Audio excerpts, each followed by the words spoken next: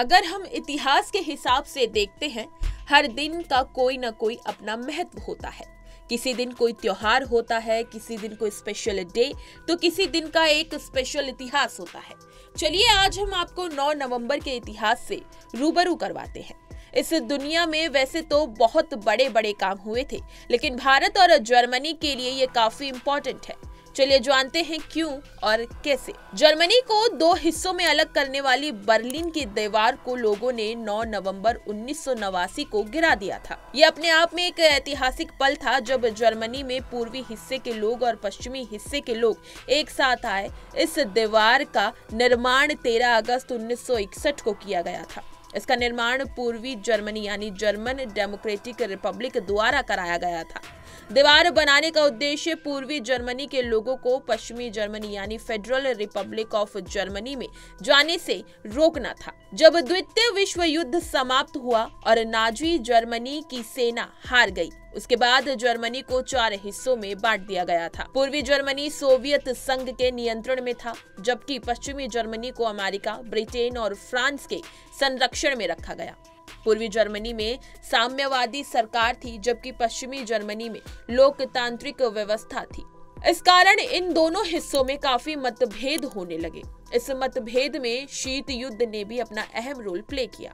स्थिति इतनी बिगड़ गई कि पूर्वी जर्मनी से लाखों लोग अच्छी जिंदगी और अवसर की तलाश में पश्चिमी जर्मनी वाले हिस्से में भाग गए, क्योंकि वहां आर्थिक अवसर और व्यक्तिगत स्वतंत्रता अधिक थी। इसको रोकने के लिए पूर्वी जर्मनी द्वारा दीवार का निर्माण करवाया गया। बर्लिन की दीवार लगभग 155 किलोमीटर लंबी थी और इसमें कटीले तार, गार्ड टावर, खाइयां थी। इसे इस तरह से बनवाया गया था कि इसको कोई पार ना कर सके। अगर कोई पार करने की कोशिश करता भी है तो उसको गंभीर दंड या मौत का खतरा था। इस एक दीवार से जर्मनी के लोगों में 30 साल तक एक दूसरे के साथ संबंध लगभग खत्म हो गए थे। कई परिवार बिछड़ गए थे।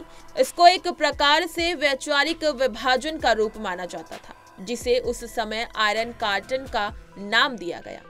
बर्लिन की दीवार का गिरना साम्यवादी या अंग्रेजी के शब्दों में कहें तो कम्युनिस्ट शासन के लिए एक काला दिन था। जर्मनी के लोगों ने एकता का परिचय देते हुए इस दीवार को गिराकर एक जर्मनी का परिचय दिया। इसका प्रभाव पूरी दुनिया पर देखने को मिला। जिस दिन ये दीवार गिरी, उस दिन लोग कई सालों बाद एक दूसरे से गले मिल रहे थे। बीते कई सालों में कई नई पीढ़ियों ने जन्म लिया, जो एक दूसरे को जानती भी नहीं थी। साल 1961 में बने इस दीवार को 9 नवंबर 1989 को गिराकर एक इतिहास बना दिया गया था। वहीं कुछ ऐसा हुआ कि 9 नवंबर 1989 को पूर्वी जर्मनी की सरकार ने एक प्रेस कॉन्फ्रेंस आयोजित की, जिसमें कम्युनिस्ट पार्टी के सचिव गुंटर शाबोवस्की प्रेस कॉन्फ्रेंस को संबोधित कर रहे थे। उसमें एक सवाल पूछा गया कि कब से पूर्वी जर्मनी के लोग पश्चिम जर्मनी जा सकते हैं। उन्होंने कहा अभी से। फिर क्या था, लोग पहुंच गए और इस अभेद्य दीवार में छेद करके गिरा दिया। ये तो हो गई जर्मनी की बात। अब चलिए जानते हैं कि भारत के लिए क्यों जरूरी है ये दिन।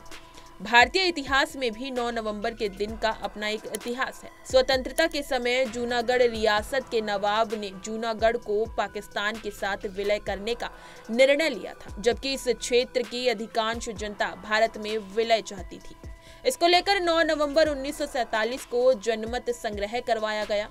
उसमें 99% से अधिक लोगों ने भारत में शामिल होने के पक्ष में मतदान किया।